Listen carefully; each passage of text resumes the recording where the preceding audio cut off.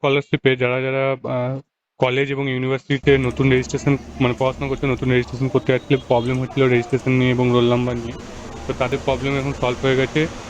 তারা নতুন করে রেজিস্ট্রেশন করতে পারবে বা যারা রিনিউয়াল করতে যাচ্ছে রিনিউয়ালও করতে পারবে। দেখো এখানে একটা আমি দেখাচ্ছি সিস্টেম নিবেদিতা ইউনিভার্সিটি, এখানে আমি করেছি। এখানে যে সিস্টেম নিবেদিতা লিখলাম, রোল এবং রেজিস্ট্রেশন নাম্বার দিলাম, তো এখানে দেখো পার্সেন্টেজ অটোমেটিক ডিটেক্ট করে নিচে নিচে, এবং তারপরে আমাকে এখানে টোটাল মার্কস এবং আউট অফ মার্কসটা বসাতে হয়েছে।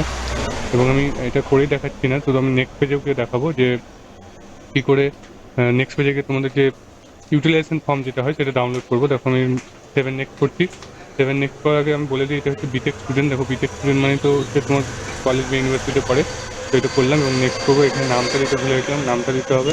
এবং যে রেশন কার্ডের নাম্বার সেটা জাস্ট আমি একটু উল্টো পাল্টা দিলাম যাতে আমি নেক্সট পেজে গিয়ে ইউটিলাইজেশন সার্টিফিকেট ডাউনলোড করতে পারি। তো দেখো এখানে ইউটিলাইজেশন সার্টিফিকেটের পেজের যে অপশনটা সেটা চলে এসেছে, এখান থেকে ইউটিলাইজেশন সার্টিফিকেট ডাউনলোড করতে পারবে এবং এখান থেকে মার্কশিট, পুরো সেমিস্টারের মার্কশিট আপলোড করতে পারবে।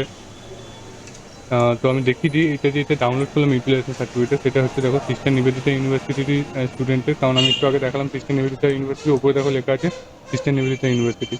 তো এটা আমি জাস্ট দেখানোর জন্য দেখাচ্ছি যে সমস্ত কিছু ঠিক হয়ে গেছে। তোমরা এখন চাইলে ঠিক মানে রিনিউয়াল করতে পারো বা নতুন রেজিস্ট্রেশনও করে দেখতে পারো। নতুন রেজিস্ট্রেশন করে আমি দেখিনি, আমি শিওর বলবো না যে নতুন রেজিস্ট্রেশন হচ্ছে নাকি, কিন্তু রিনিউয়াল হচ্ছিল না, রিনিউয়ালটা হচ্ছে, তার মানে নতুন রেজিস্ট্রেশনও হবে। তো তারপরে এখান থেকে তোমাদের সেমিস্টার মার্কশিট আপলোড করতে হবে, ভর্তি স্লিপ আপলোড করতে হবে, ইউটিলাইজেশন সার্টিফিকেট আপলোড করতে হবে